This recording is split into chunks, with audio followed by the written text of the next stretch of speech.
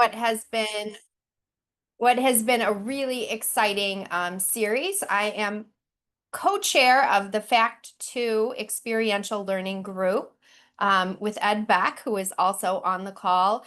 And we have been taking a deep dive into the various facets of experiential learning, which is a topic that is both exciting and important, but looks a little bit different at different campuses throughout SUNY. We have been excited to invite colleagues from across the system, but also outside the system. So I would love for you all to introduce yourself in the chat and let us know where you're joining from. I see some names of folks who are from other countries, other parts of the world. And it's been really wonderful to connect with new colleagues and explore this topic in such diverse form. So I want to just share a little bit about the focus of the series and then get to today's session, which is a particularly important yet tricky topic of assessing experiential learning. When we started this endeavor, we were starting from the realization that although experiential learning is deemed as important and certainly growing in significance, there's tremendous variation across the state and across SUNY and beyond. Different campuses are offering different experiences, but they're also framing it differently. And while some campuses have very robust portfolios, there's still some issues related to access and equity when it comes to experiential learning. So one of our primary goals has been to share some of the strategies and models and innovation that has been happening across SUNY. We are very blessed within SUNY to have a strong innovation ecosystem when it comes to instructional practices and pedagogy. And many of us, including myself, have benefited from PIF grants, IITG grants, and other opportunities to get innovation started. And through that work, there have been exciting models that are quite scalable and translatable, but folks might not necessarily know about them. So we have really been trying to highlight innovation through different lenses and topics. But Ed has been working really hard to create a playbook. And the idea behind that is that we will have a durable resource as well as the recordings of these sessions for our colleagues to build on. I'm going to put Ed on the spot. I know he's there somewhere. We're almost to the end of our submission window for the playbook. So Ed, would you mind just giving us a little bit about it? Yeah, so we were inspired by another SUNY initiative. In the OER initiative, they built for themselves what they called the OER Champions Playbook. And it was a series of moves or things that you could do on your campus if you were getting started or were you looking to enhance an already existing experiential learning program. And so what we have done is we've invited people to submit things that they're doing on their campus that you think other SUNYs should adopt or consider. We've gotten great submissions that we're still working through. There's kind of a little peer review process, but I'll give you like a peek under the hood. Stony Brook University shared that they create a common syllabus for all their internships and even have a common read for all their internships as a guide. Wow, that's great. Thank you for sharing that. That's something that one of our campuses is doing and doing it really well. Great to know. Another of our campuses, SUNY Empire State, was worried about inequities with experiential learning. And what about the students that bring in work experience or might be doing things in the summer or outside of the semester? How do we get them credit for the work that they bring or the work they've done? They submitted a play into the playbook about how they use their prior learning credit. program to be able to award credit for those experiential learning activities that might have happened in co-curricular. Lots of people have talked about how they're using the funding from the state of New York to build more on-campus opportunities. Lots of people are sharing how they've incorporated into classes. Our COIL community really showed up and submitted like 4 or 5 different plays that they're doing about how they're using project-based learning or how they're using international competency to be that. So the idea here is this playbook is experiential learning is too big to be any one person's job. A lot of the people on this call might have the title of experiential learning program coordinator, director, vice president in charge of experiential learning. We're trying to use that inclusive language of champion so that like even even Ed Beck, who's just an instructional designer, but runs a course redesign program on his campus to incorporate experiential learning. That's the small piece that I can contribute towards experiential learning on my campus, and I can share that in this playbook. We're looking for the things that people are doing that make that cross campus initiative and make it possible. So if you've got things that you're doing that you say, we do this well, you should learn from me. Submit it into that playbook, and then we'll have this resource once our FACT2 exploration is all done of durable like little moves and little things that we can do. And it also gets to highlight something that you're doing well on your campus that you wanted to share as part of it. So that's the hope of that playbook. And we are accepting submissions till next Thursday. So, you procrastinators, I expect to see that, Thursday at 11:59 that submission. Thank you, Ed. Okay, so today's topic, I like to say it's the penultimate session because I don't get to use that word very often.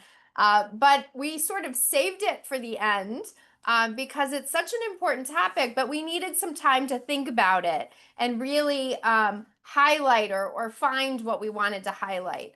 The topic of assessing and researching experiential learning is so important, but it's very tricky. And I know those of us who have been doing this work have really grappled with the question of how do we measure impact, right? How do we assess it in a way where we can really look at students in terms of growth in skills and competencies, perhaps tying it to career, job success, job mobility, which is becoming really important. And for myself, I have been grappling with how do you look at impacts beyond students? How do you look at impacts for community or planet? And how do we look at communities for our institutions in terms of retention, driving enrollment?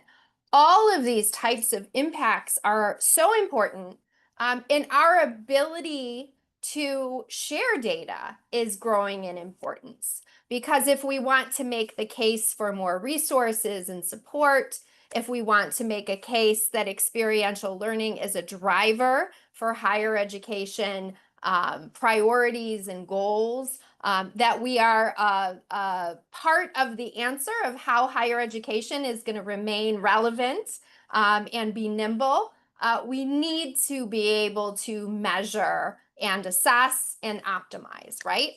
And so this topic is one that we've grappled with, but many have sort of accepted the fact that we just can't get it, right? Many have accepted that it's maybe not possible to get compelling data. Maybe the best we can do is to show our numbers of engagement, to show that students find the experience fulfilling, or maybe we think that it's enough to let our external partners assess the students, right, as supervisors or in internship placements. But the reality of it is we can do better, and we can get creative and really think about assessment through the lens of innovation. And so I'm really excited today to have my colleague and collaborator, Christina Heath, here from the University of Buffalo.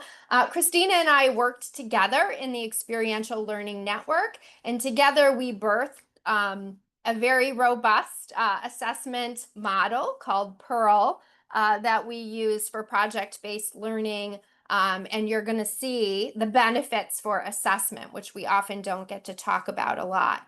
I also am joined by three former students from the University at Buffalo who are out in the world doing amazing things and have agreed to come back to talk about assessment through the lens of the student stories and how they view the impact of experiential learning and how they think we should be measuring it and supporting it. I couldn't think of a more powerful way to really get at assessment and where there's room for innovation. And then together, we're going to think about scaling and we're going to think about some of the more institutional and higher education level types of assessment. So we have a lot to cover.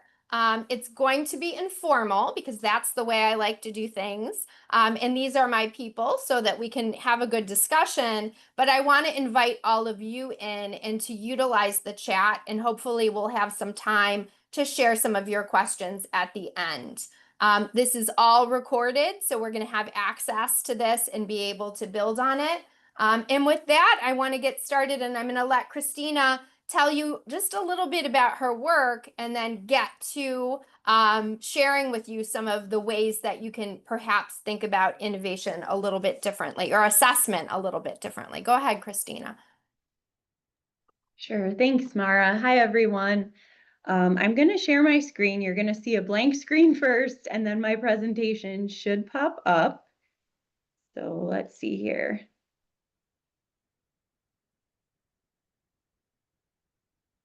Oh, is my presentation there? You're good. No, it's coming. Okay. There you go. All right. So as Mara mentioned, I'm here to share a little bit about assessing the impact of experiential learning. And I am the director of UB's Experiential Learning Network. And so I'm going to share some specific examples from our model and how we have done that. Just very briefly, a little bit about what the Experiential Learning Network is. In 2017, Mara and I created the Experiential Learning Network at UB as a central scalable resource for high impact experiential learning. And we are situated centrally within undergraduate education. So we really focus on working with undergraduate students and the faculty and staff across the university who support them. In the fall of 2019, using our Pearl model, which I will get to in a couple slides, we launched our project portal, which is basically an online space where faculty post projects that are available to undergraduate students. And then the undergraduate students use the portal as a search engine to find and connect with those faculty-led projects. So we launched that along with our co-curricular digital badge. And for the purpose of assessment and this presentation, I'm really going to focus on what we've done with the digital badge to help with our assessment and showing the impact that experiential learning has had on the students who participate through our model.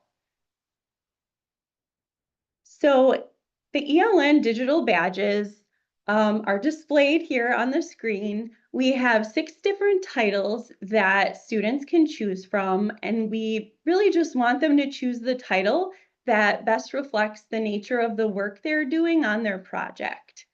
We actually worked with a group of students in a focus group to come up with these titles, and they have been working well since 2019. So far we're sticking with it and it's working.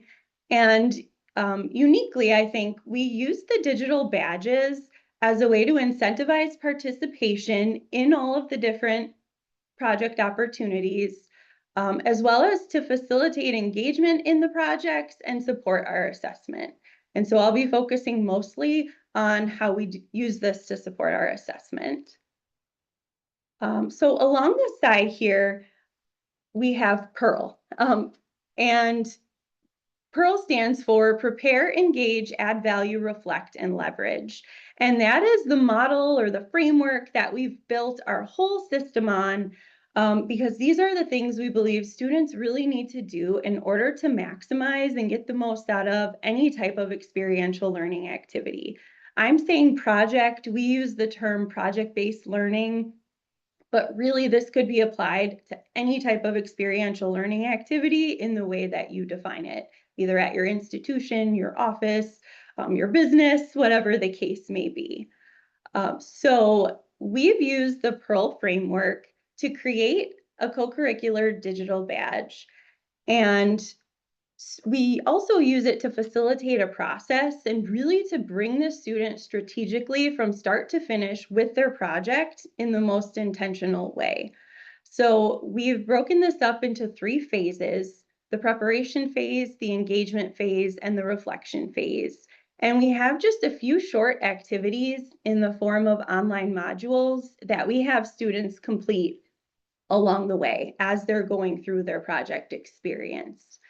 And we've embedded some assessment questions throughout the process so that we are collecting the information and the data points we need from students in order to see if our model is working, see how we're doing, what the students are getting out of it, and then to have what we need for our reporting and our assessment at the end of each academic year. So the students will go through this process. For preparation, we have them use the NACE competencies to set some goals and intentions. We use NACE.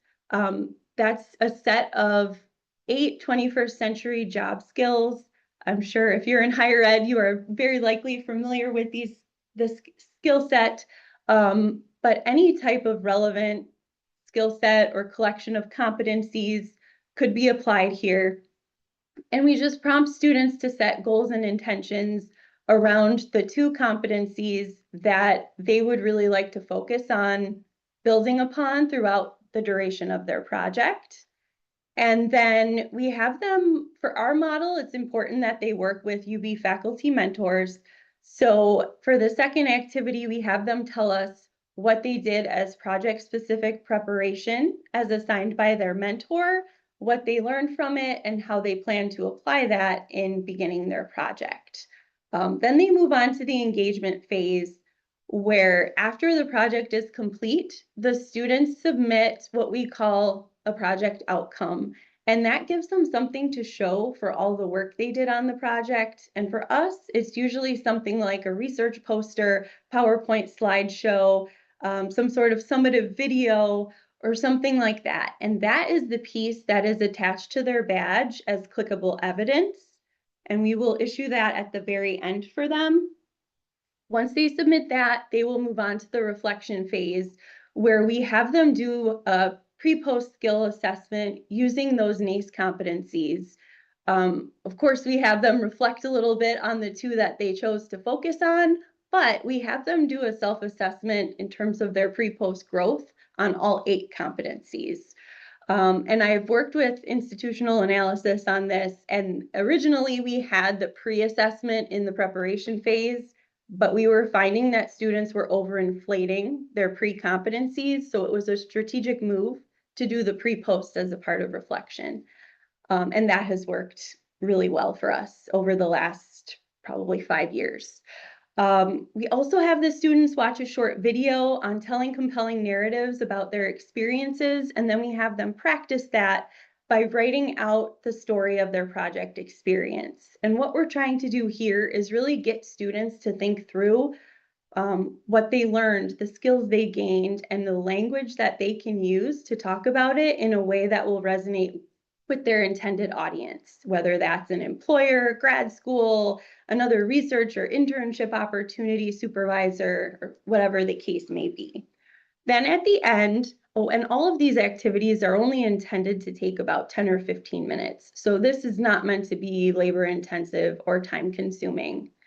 And then at the end, we will issue the student the badge, and we will attach that final project outcome. In our case at UB, it's a lot of research posters that will be attached to their badge, and the student can put their badge on their LinkedIn, their UB portfolio, a digital copy of their resume. Any digital place or space like one of those is a place they can share their badge. And then when they're applying for things and viewers see the badge, click on it, a copy of that poster or whatever it was will be viewable, so the students have something to show for the work that they did.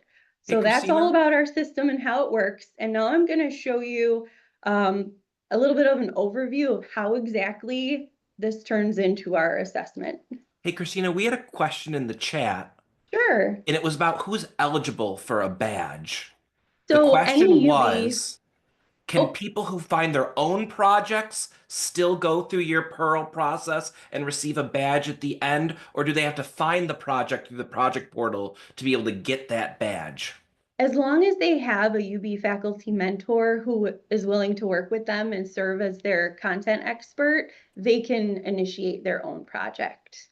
So Great, it thank kind you of so works in much. all directions. Mara and I built this as strategically as we could to be flexible in all of those ways to meet all student needs.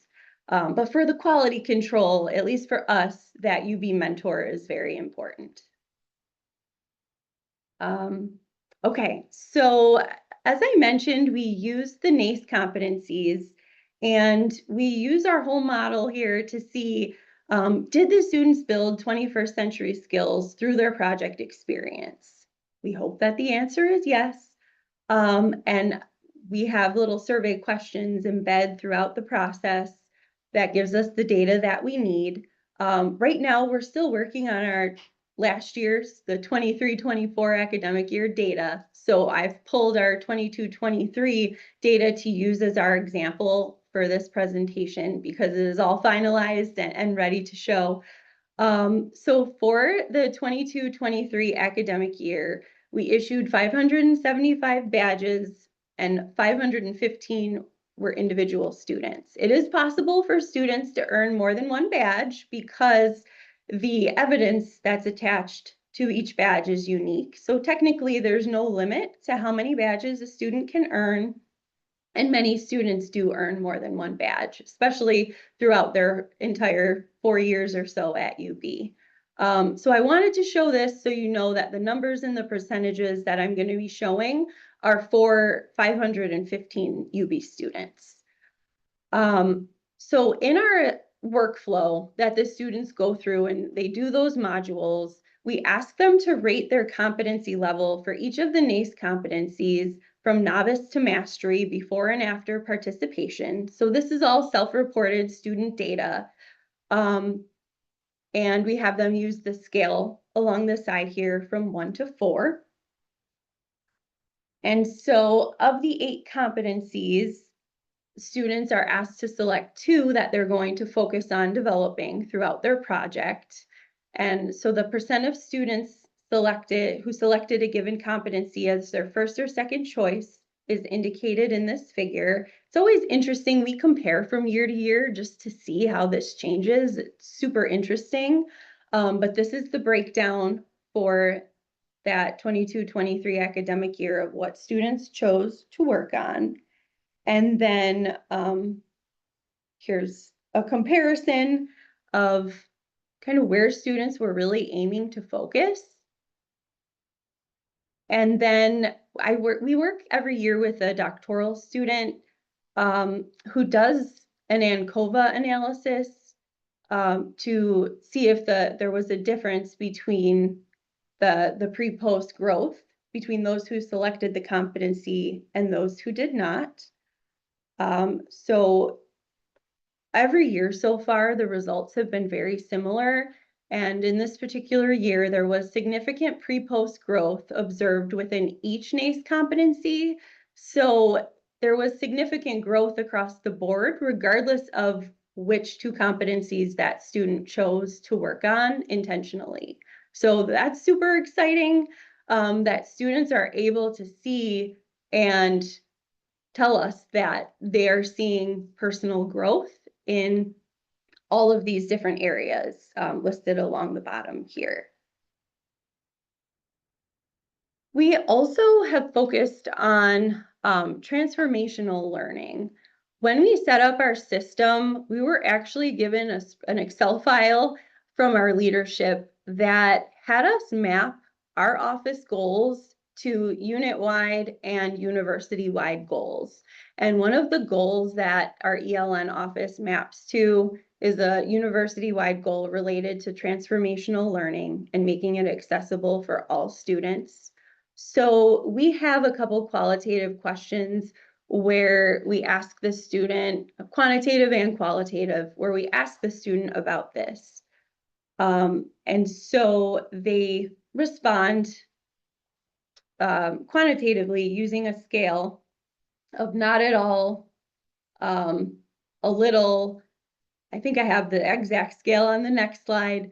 But we ask them, how transformational was this? And the most common, so most of them say that it is transformational. And then we ask them more questions about what aspect of it was most transformational. And that's all been coded. And so developing skills, students have identified as the most transformational aspect of their experience. And so this is, I think, super interesting to see that we can pull this data just from having students go through the digital badge and answer our questions as they are completing their experiential learning projects. And then we can dig a little deeper even because we ask them some open-ended response questions, and 91 students cited developing skills as the most transformational aspect. And the responses were further coded into subcodes here, and we can see what they're telling us that they're getting out of this and in what ways it was transformational for them. And then here are some quotes that we pulled that we felt really exemplified what students were getting out of these projects and how it was actually transformational for them in terms of developing skills. Christina, you're getting lots of questions in the chat. Everybody wants to know more about your badges. Okay. But what I'll just add one extra comment in here as they're talking about the badges. Yeah. What I love about what you do at UB and the whole Pearl model is not so much the badge, but where you force the students to explain what they learned and what they Yeah. did in their own language. Because and this might be a little bit of me with like, oh, what's a badge anyway? But like when the student can talk about it in their own language, that's so much more powerful, I think, that they can Yeah. say in their next interview, this is what I did. So I love this slide right here. But the people in the chat are asking like, what are the badges? Where do they live and how can students utilize them? Sure. So we use Credly. UB has a Credly membership. We issue the badges in Credly, and then the student gets an email with instructions for how to claim and share their badge. So once we issue it, the student controls all the settings and where they share it. It's basically a digital icon that links to their final project.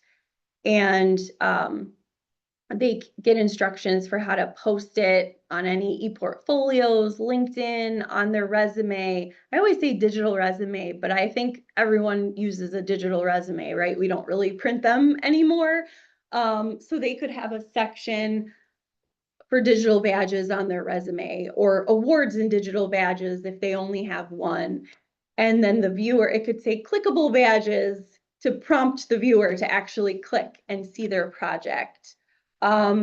In terms of assessment and our topic today, it really allows us to use this as a process to get the data we need to make the case that these experiences are making a difference for students.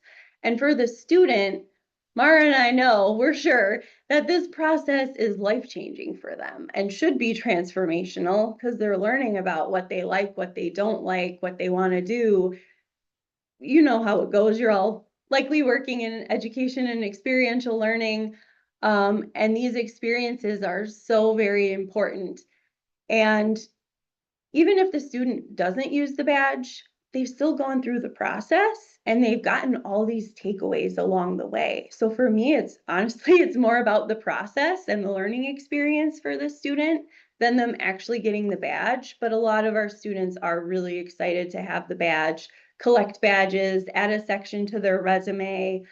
And I think they're really seeing it as an opportunity to show a professional sample of their work in a way that they otherwise wouldn't be able to.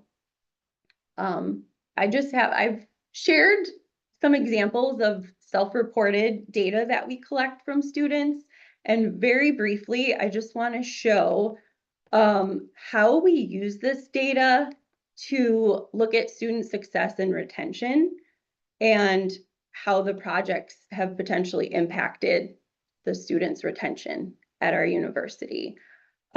So here's a break. We get their student data, right? We all have our back-end systems where the student data lives, and we are able to take all this information that we collect through our digital badge system, just our process for facilitating all of these learning opportunities for students, and collect our assessment pieces, and we're able to match it with their official student data on file with the university to look at things like their demographic data, their GPA, if they graduated, if they're at that point in their time here, or if they were retained from one academic year to the next. And I think this is really cool. I know Mara and I are always really excited to be able to share this and show that it's actually working and making an impact here. So of these 515 students for the academic year we're looking at, we were able to see that 154 graduated, 359 were retained, and then only 2 of the 515 were not retained. I know one of them went to nursing school elsewhere because I knew who that was. And I don't know about the other person, but we lost one, which is actually really pretty good, right?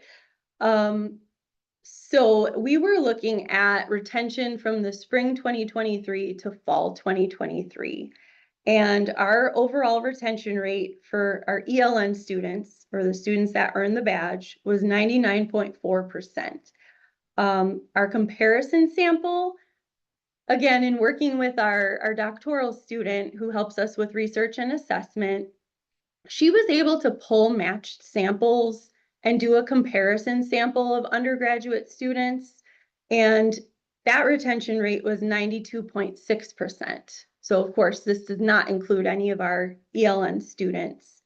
And then for this academic year, the retention rate posted by UB on the website was 86.2%. Our student was also able to, our doctoral student was also able to take a look and do, I don't know what it was called, but do some sort of analysis to see what percentage of all of the factors that make up someone's retention rate could we attribute to this project. And she ran all these fancy things, and it turned out to be like 5%, which that's pretty cool. Obviously, so many things impact why a student would be retained or not. And so 5% seems like this is making a pretty significant impact to help students feel like they belong at UB, they've made connections, and they want to continue. So that is what I had prepared based on the questions and the way that Mara had asked me to focus. I have my contact information here. And Mara, did you want me to share anything? Yeah, I want to ask you, there's so many questions. My hope is that everybody just sees that this is possible. I am working with communities in Africa that are translating this and using it without the online bells and whistles. So it's completely translatable. We have data, and certainly Christina can share more later. We do have students, so I want to give time for them. Christina, in just a couple of minutes, if you can show how faculty who engage with the ELN and integrate Pearl within their syllabi and their classes, how you're able to help faculty get data on the impacts of the projects on their courses. Just give them a quick example, a tease, Sure. if you will. Yeah, so I'll do this like super high level overview here. because there's so much that we could get into here.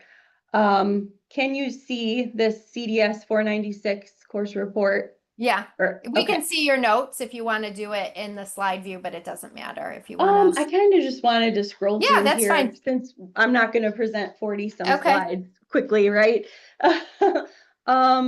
So we can use this Pearl framework and the digital badge process with courses that have a project embed in the course.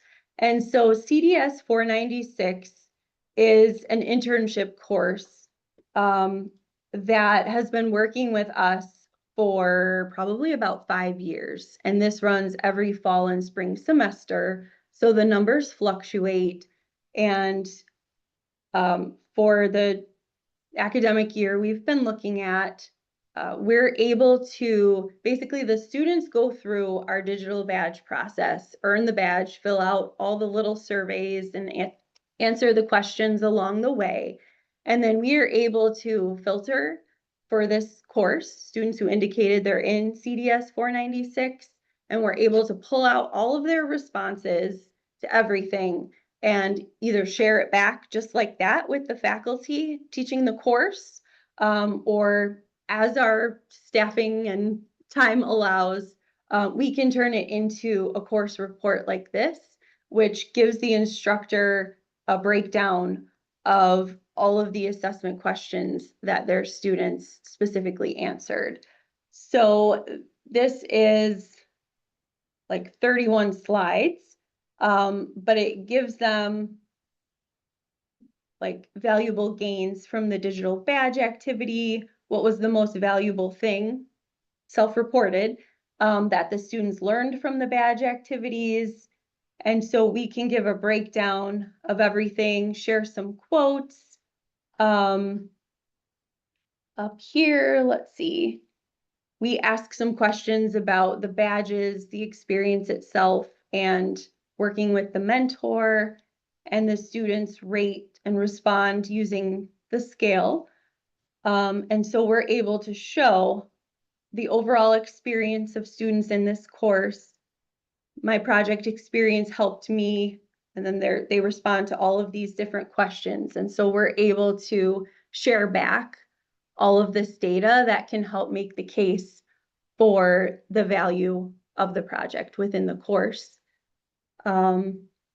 There's a lot in here, and I know everyone probably really wants to hear from the students, so I could keep going, but I probably Thank should you, make sure Christina. they have enough time.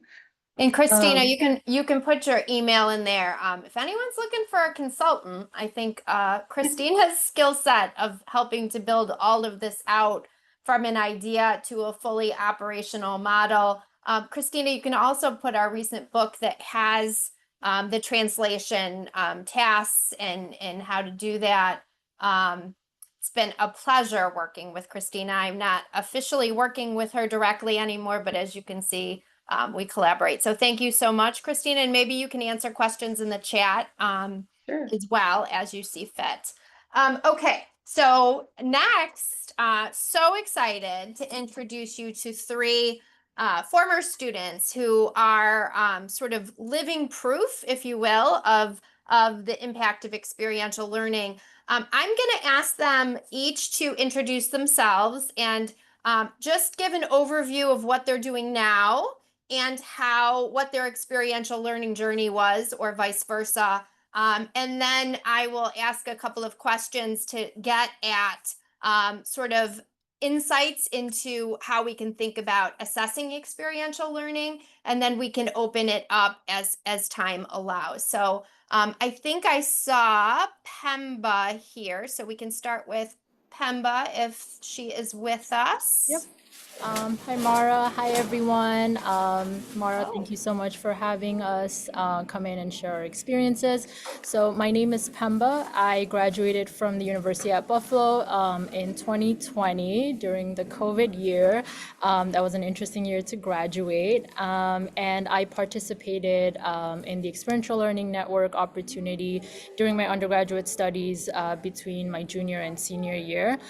And currently I work for New York State. I work for the Department of Labor. And yeah, that's me.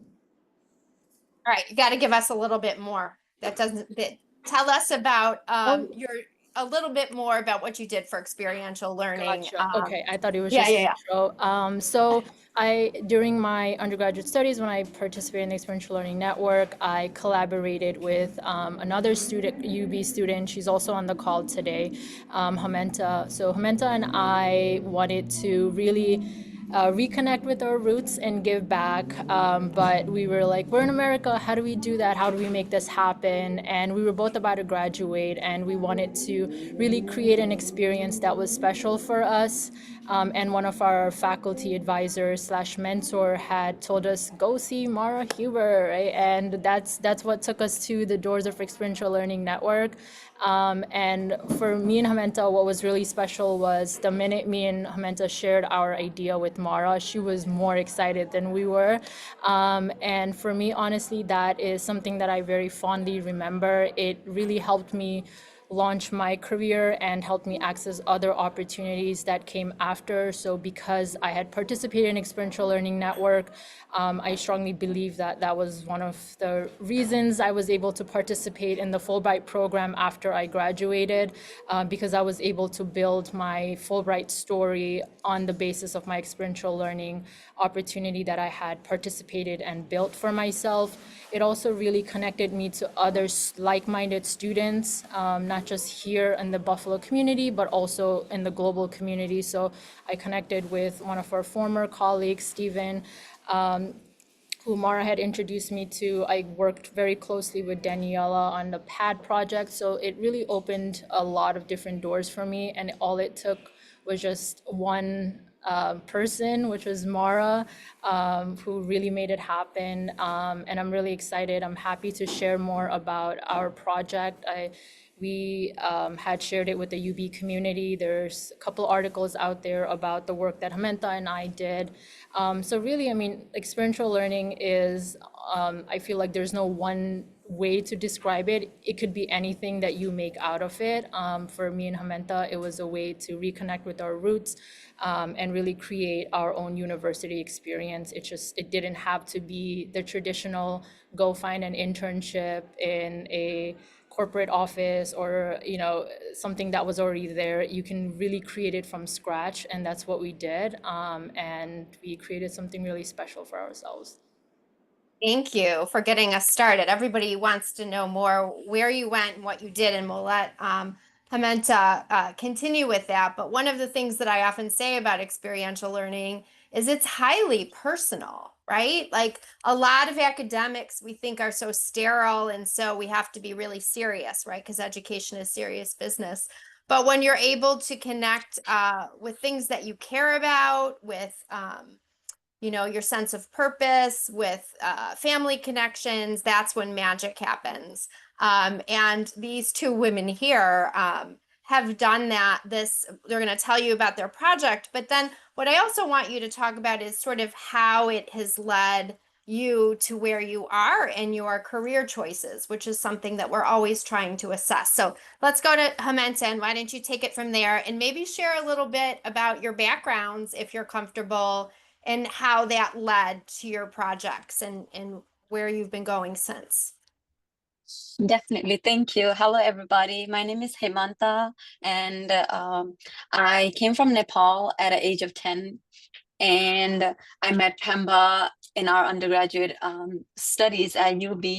And ever since I came from Nepal, I had never had the chance to go back to Nepal. So Pemba and I were just talking at UB one point, saying we want to go back to Nepal because, like me, Pemba also came from Nepal at a young age. So we wanted to go back to Nepal, but we wanted to go with a sense of purpose, not just for like the traveling wise. So Pemba and I were just discussing maybe we should make up a project to do and reach out to our network by opening GoFundMe page, which is a big platform to collect money in order for us to help our project out. So we just had that conversation going, and then we reached out to our mentors, and like Pemba mentioned, it ended up being in ELN office in front of Mara. And I think one of the member here earlier also asked if it has to do with the project that's already built in the Pearl Digit.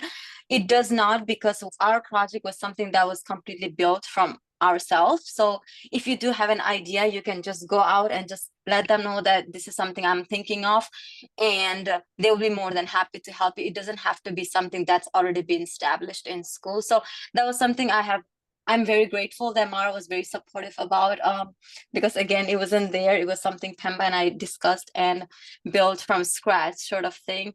So it was actually in the fall of 2019 where Pearl actually also started the digital badges, and we were fortunate enough to be part of that.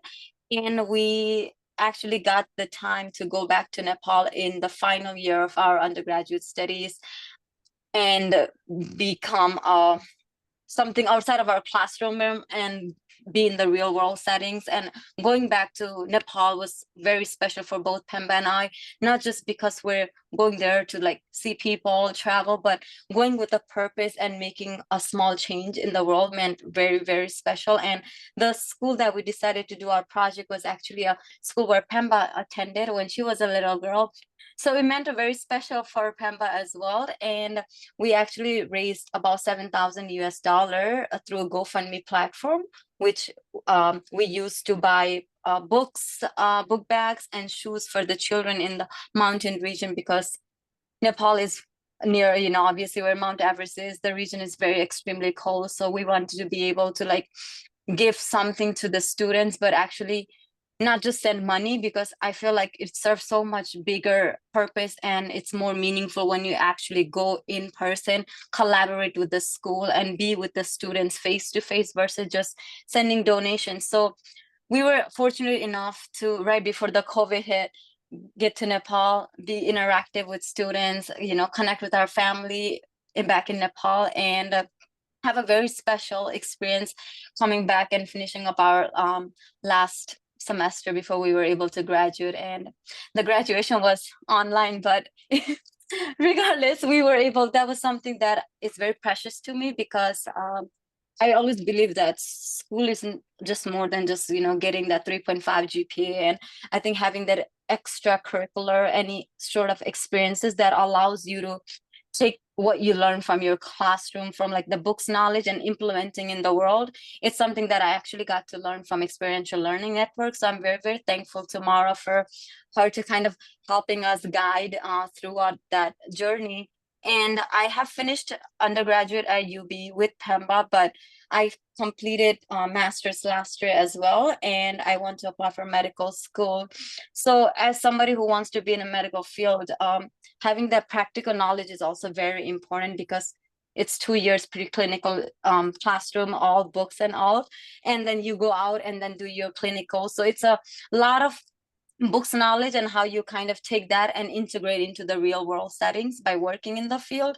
And during that process, I got opportunity again to collaborate with Sara, who is also in the call today, and she'll be able to like continue our conversation.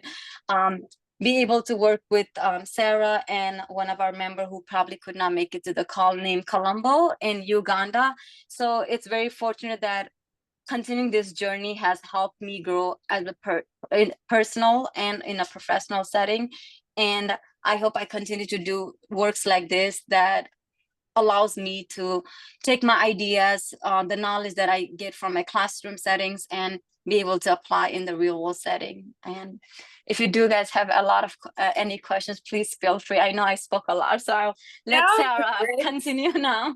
Yeah, we'll go to Sara and then we'll have time for questions, and I'll see if you have questions for the students, please put them and then we'll let you ask them. I think it would be great if you did.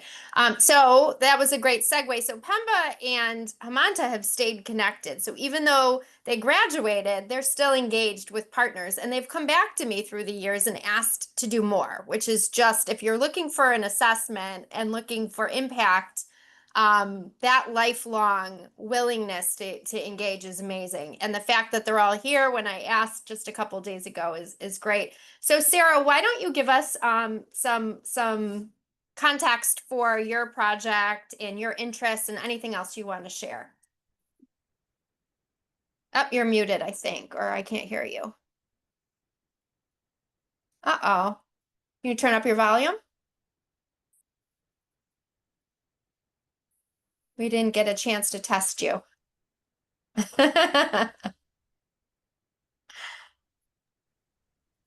You, Hey, Sarah, can you click on the upward arrow that's to the right of the audio button and make sure the correct microphone is selected? Okay. yay, there we go. Okay, there we go. I just Okay, have go to for move it. the microphone. Sorry, everyone.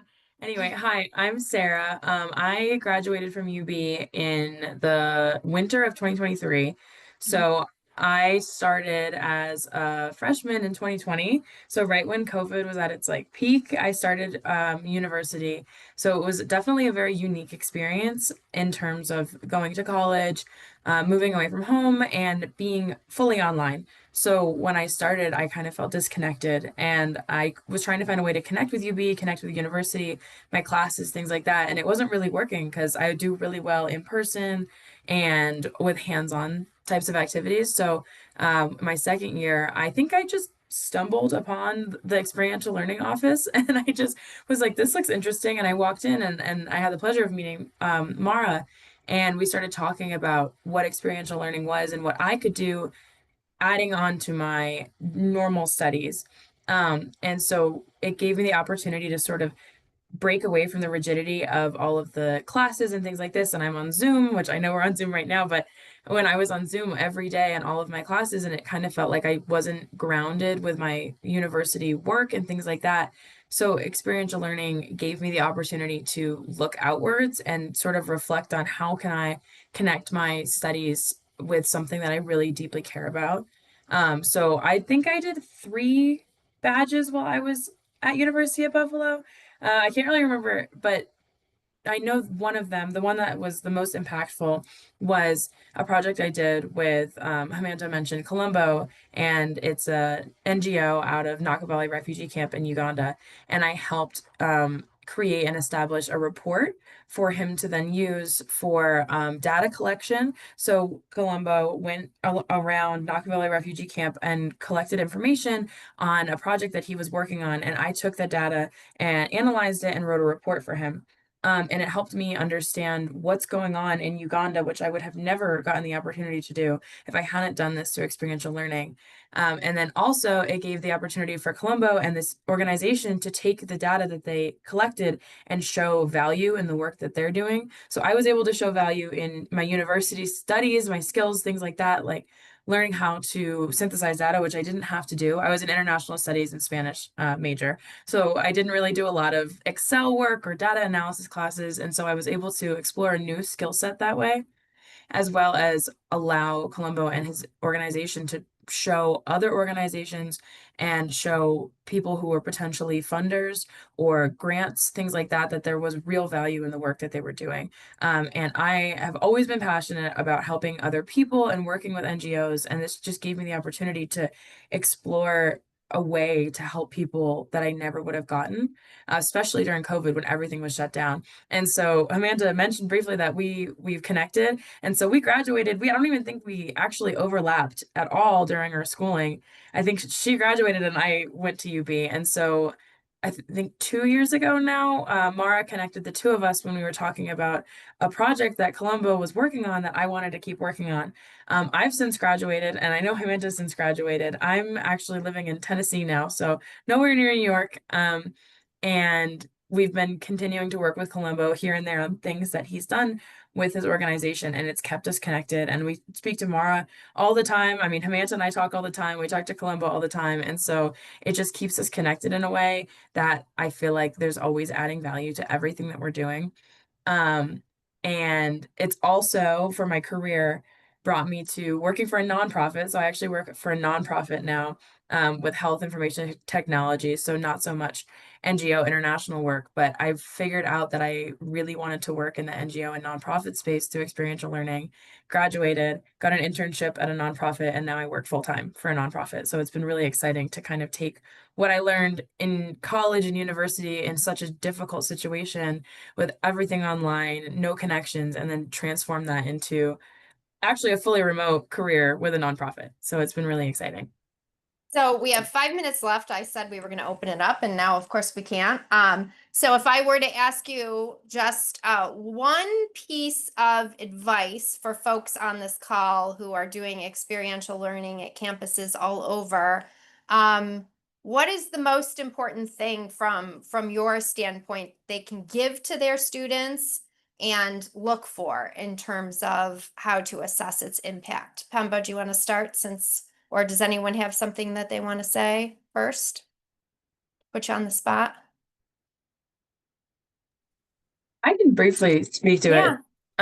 I think the storytelling aspect of experiential learning and the reflection portion was the most impactful for me.